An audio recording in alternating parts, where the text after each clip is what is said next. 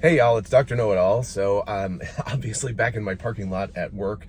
Had a great time at Florida TeslaCon. That was awesome. The people there that organized it were great. The people that attended were fantastic.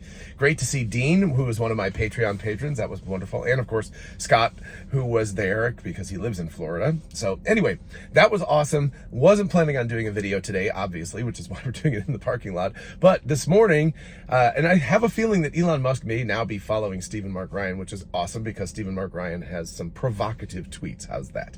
So anyway, on Twitter, Stephen Mark Ryan, in a reply to Dave Lee, who had talked about Apple's, oh gosh, what's it called? The thing basically where you can put your camera, you can make it your FaceTime or Zoom or whatever. It becomes like a basic camera on the computer, which was the most exciting news aside from the Apple Watch Ultra, which I will be doing a review of soon. I really am actually waiting for the Oceanic Plus app to come out on that because I really want to do a dive review for it as well as just generally wearing it. But I have really loved this watch, and it was crazy at TeslaCon. There were so many people who had this. So I was like, no wonder I couldn't get it for a while. It's a very popular watch. Anyway, so Dave said that he had tried out the Apple phone. It's Continuity Cam. I think that's what it's called. Anyway, he had tried it out, and then there was a thread that followed.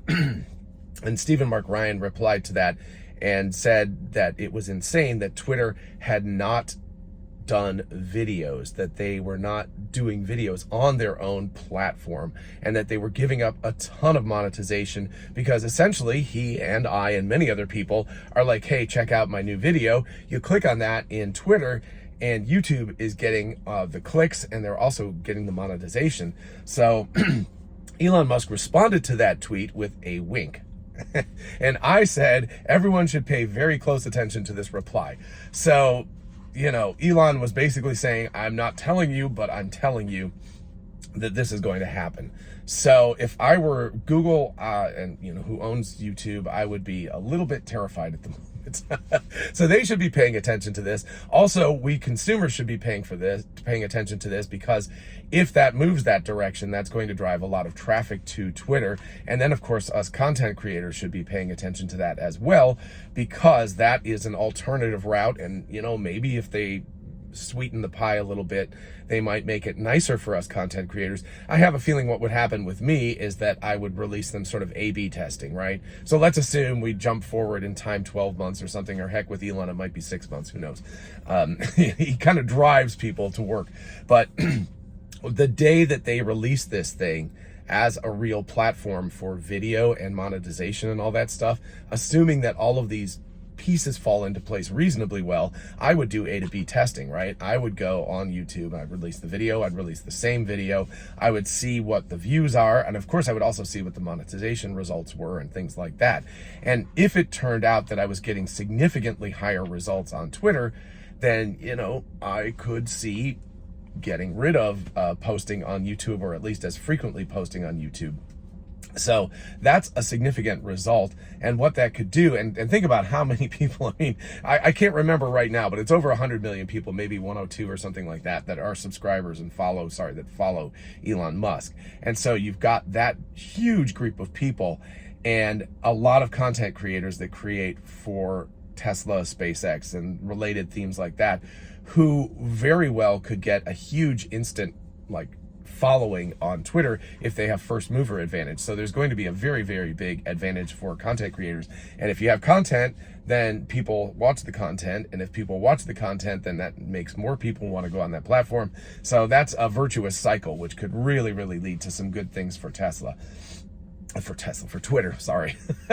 Early in the morning. Anyway, so anyway, that could lead to some very, very good results for Twitter. And the other aspect of this, and I'm not going to speak too loudly about this because weirdly enough, I feel like I might get demonetized on this video for talking too clearly. But let us just say that there are topics that on YouTube, people do not cover as aggressively as they might, were it not for some pretty substantial negative impacts from that.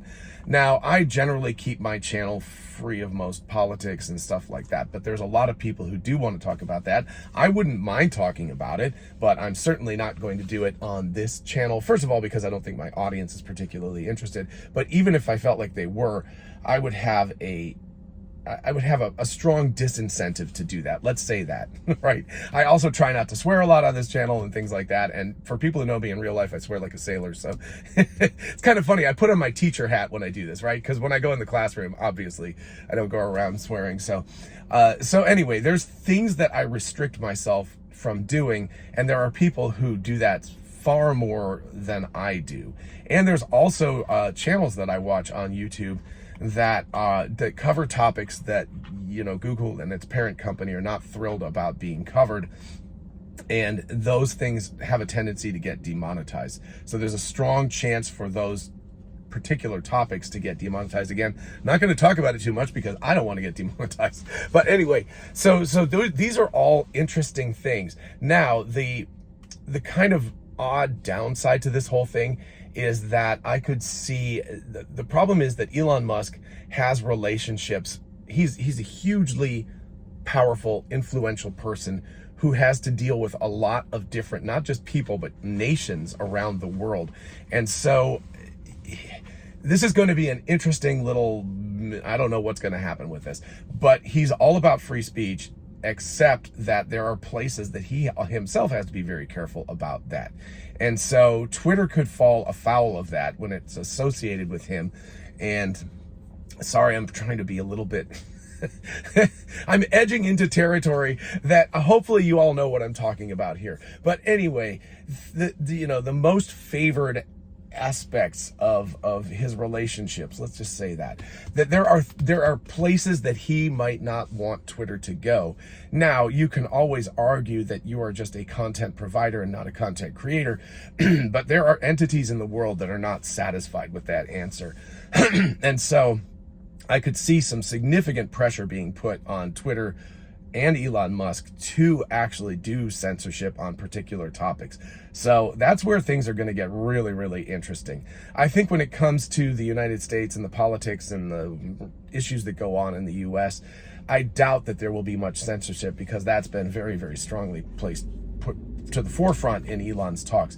But I could see some pressures on other things that could cause the sort of, what is it, idealistic view, I guess, to be pushed a little bit backwards. So anyway, if people want to have more clear thoughts on this, by the by, join my Patreon and we can talk about it in much more clarity than I'm doing here. I'm trying to be very, very gentle and circumspect about this entire thing. But anyway, I can be much more specific on Discord and we can actually have a chat about that. So join my Patreon team. So there's my little plug. I feel like Stephen Mark Ryan this morning. It's like, hey, join my Patreon. Anyway, regardless of that, I think that this is very, very good news. Competition, generally good. Vimeo for a while was a decent competitive platform to YouTube. It's just sort of fallen off. And obviously, and then there's things like Nebula and stuff like that are fantastic, but those are subscription only.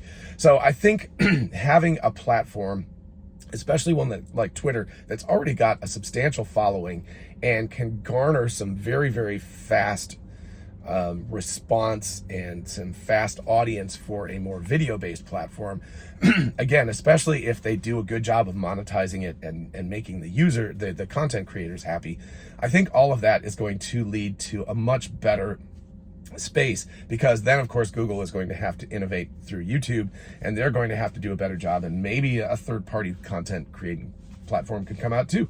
That's all good. I mean, you know, competition is fantastic. Competition in the space of content creators for Tesla is fantastic. Makes all of us have to try to do a better job and work on things harder, right? So anyway, so generally speaking, for the end consumer, competition is good. And with Twitter, with Elon's very specific desire to have Twitter be a highly reduced censorship, only like what's legally required type of censorship, there should be a lot more room for people to discuss things more openly. So interesting. So, you know, in 6 months or a year when Twitter's out, maybe I can release a video on this very topic and talk much more clearly about what I mean in this video, as opposed to being as circumspect as I have been thus far in this video. Interesting times. I'm really looking forward to that. I think that Twitter has been exceptionally stale. And I think that YouTube, in a sense, has also become sort of stale. So injecting some new competition and new blood into this is going to help out both platforms. Let me know what you all think in the comments, because I would be very interested to know. Maybe you think that it's not necessary and Twitter should stick to what it's good at.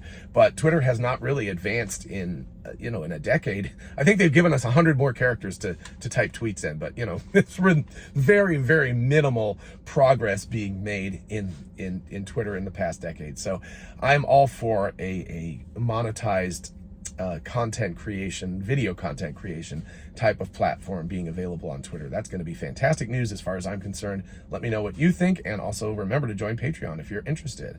All right, I will talk to you all later. Time to go teach.